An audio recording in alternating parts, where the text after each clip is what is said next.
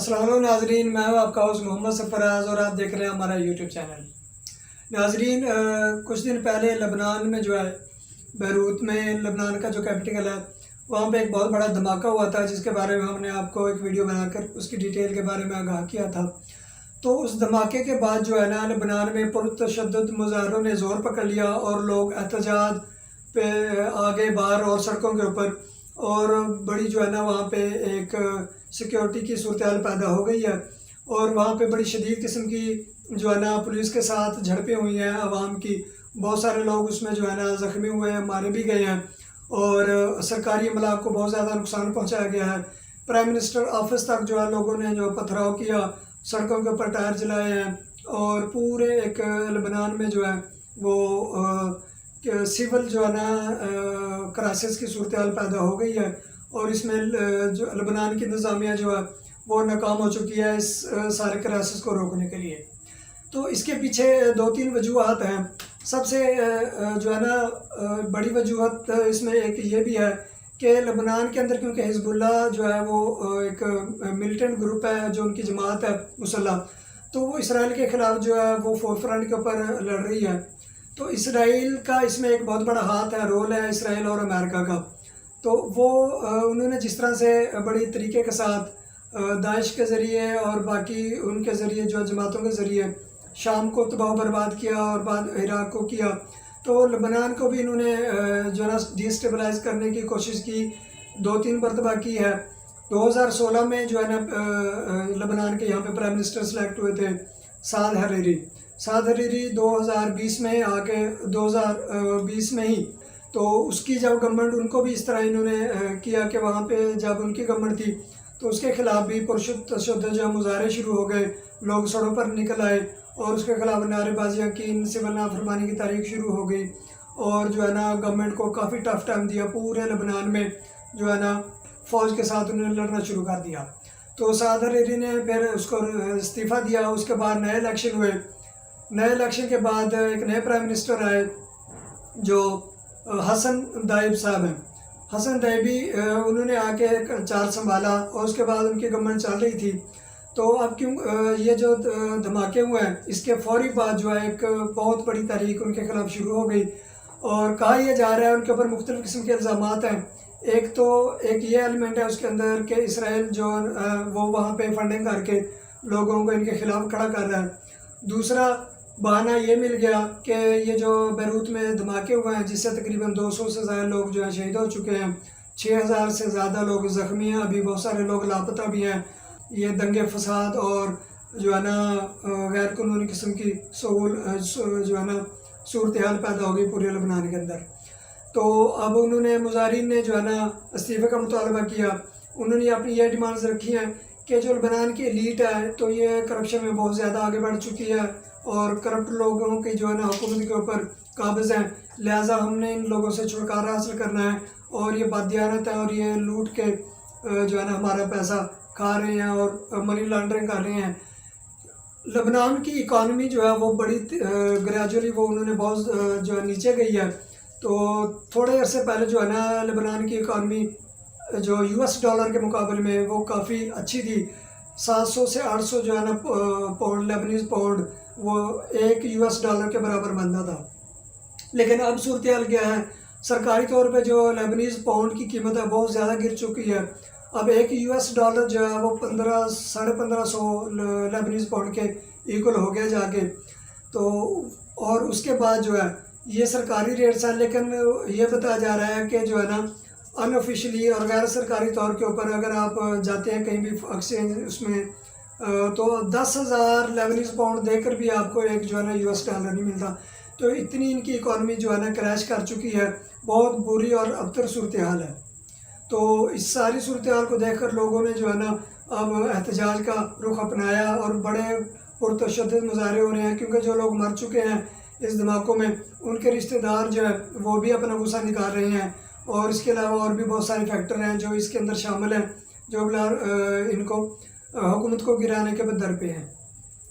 تو prime minister صاحب ہے جو حسن دائب، انہوں نے اپنا استعفیٰ جمع کرا دیا ہے، اور لوگوں کو پیغام دیا ہے کہ وہ جو ہے نا پرامن رہیں اور اپنا جو ہے نا پرامن ہو کر احتجاج کریں،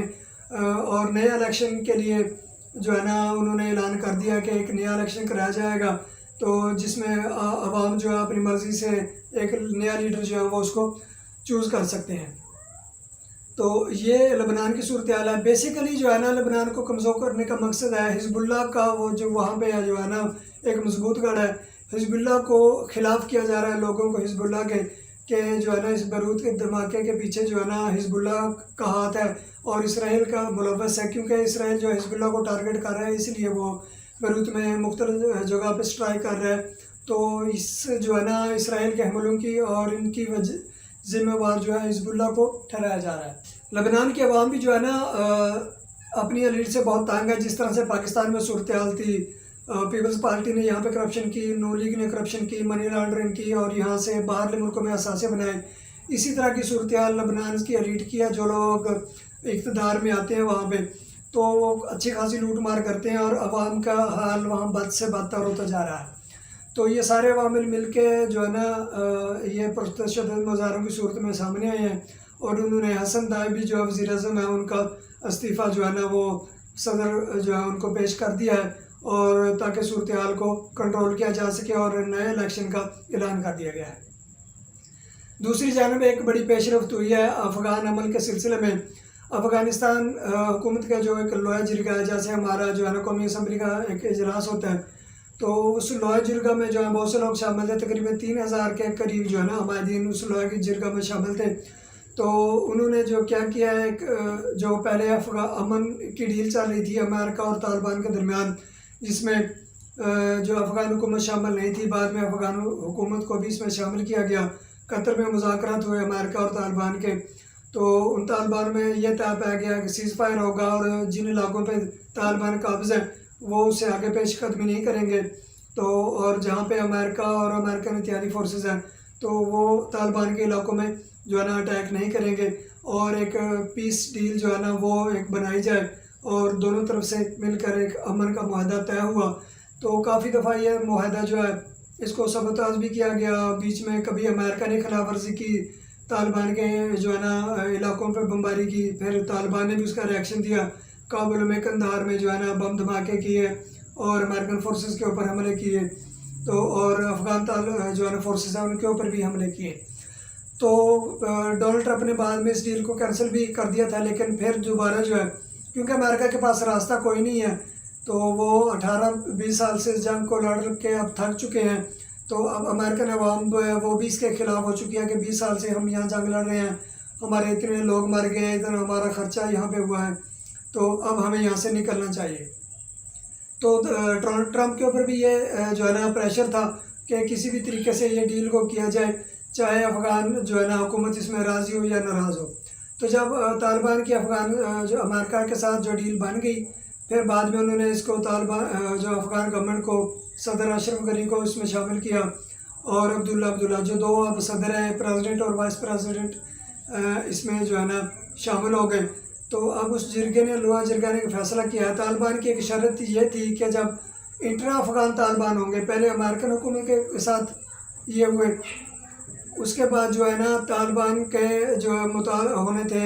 افغان گورنمنٹ کے ساتھ، تاکہ یہ افغان آپس میں مل کے بات کر کے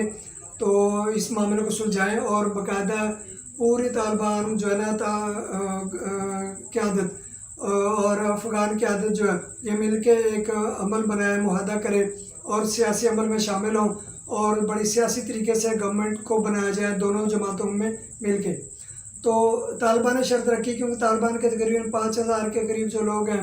وہ افغانستان کی گورنمنٹ میں اور امریکہ کے جو ہے نا قیدی تھے، تو انہوں نے یہ رکھا کہ سب سے پہلے ہمارے جو 5000 قیدی ہیں پہلے ان کو رہا کیا جائے جلبہ خیر سگالی کے طور پہ، اور 200 کے قریب جو طالبان کے پاس افغانی فوجی تھے اور کچھ جو ہے نا امریکن فوجی تھے اور کچھ امریکہ کے اور لوگ تھے، تو انہوں نے کہا کہ وہ ہم رہا کرتے ہیں، آپ ہمارے اس کے متبادل 5000 قیدی رہا کریں۔ تو اس کو لے کر جو ہے نا افغان حکومت نے بڑا شور ڈالا کہ یہ ہم نہیں کریں گے، ہم طالبان کے جو ہے نا یہ شرطیں نہیں مان سکتے، پہلے جو ہے نا ہمارا جو معاہدہ ہوگا آپس میں، اس کے بعد دیکھیں گے ہم کہ کیا ہوتا ہے، اس کے بعد اگر ان کو چھوڑنا پڑے گا تو اب ہم چھوڑیں گے۔ تو یہ کافی عرصے سے دونوں پارٹیز طالبان بھی اور افغان گورنمنٹ جو ہے صدر اشرف غنی یہ اپنی اپنی پوزیشن پہ ڈٹے ہوئے تھے، لیکن پھر امریکہ نے اور پاکستان نے جو ہے نا اس میں جا کے انٹرفیئر کیا ہے اور دونوں سائڈ سے جو ہے نا مذاکرات کیے کہ آپ اس عمل کو آگے بڑھائیں، افغانستان میں امن کی اشد ضرورت ہے، تو آپ اس کو ڈیڈ لاک کو ختم کریں۔ تو پھر اسی جو ہے نا کاوشوں کے بعد لوائے جرگا نے ایک فیصلہ کیا کہ جو ہے نا 400 افغان قیدی جو ہیں طالبان کے ان کو چھوڑا جا رہا ہے، اور ان کو چھوڑ دیا گیا باقاعدہ اس جرگے کے فیصلے کے بعد۔ اب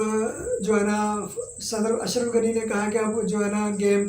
طالبان کے کورٹ میں ہے کہ وہ اب آگے کیا سٹیپ لیتے ہیں، تو ہم نے اپنی طرف سے اپنا وعدہ پورا کر دیا، اگر باقی فیسز میں جو بقیہ قیدی ہیں وہ بھی رہا کر دیے جائیں گے۔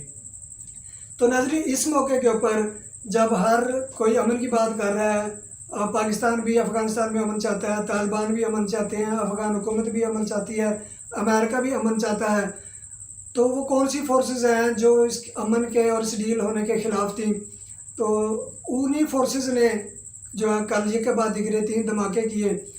قندھار میں اور کابل میں، اس جرگے کے دوران بھی اور اس جرگے کے بعد بھی انہوں نے اس عمل کو خراب کرنے کی کوشش کی، سبوٹاژ کرنے کی کوشش کی تاکہ یہ معاہدہ نہ ہو اور امریکہ یہاں پہ مستقل موجود رہے اور طالبان اور افغان حکومت جو ہے ان کے اندر ہمیشہ سے ایک لڑائی رہے تاکہ ہمارا مطلب نکل سکے۔ تو صرف اور صرف ایک ہی ملک ہے جو اس کے پیچھے ہے، وہ ہے انڈیا۔ انڈین ایجنسی راج جیسے طالبان کے اپوزٹ تھی، اور طالبان کی حکومت گرانے کے بعد سب سے جو زیادہ اس میں انٹرفین کیا وہ انڈیا نے کیا، اور یہاں پہ آ کر انہوں نے اپنے اڈے بنائے اور 12 سے زیادہ انہوں نے اپنے یہاں پہ سفارت خانے کھولے، جن کا صرف اور صرف مقصد یہی تھا کہ یہاں پہ پاکستان کے خلاف جو ہے کارروائی کیا جائے اور افغان لوگوں کو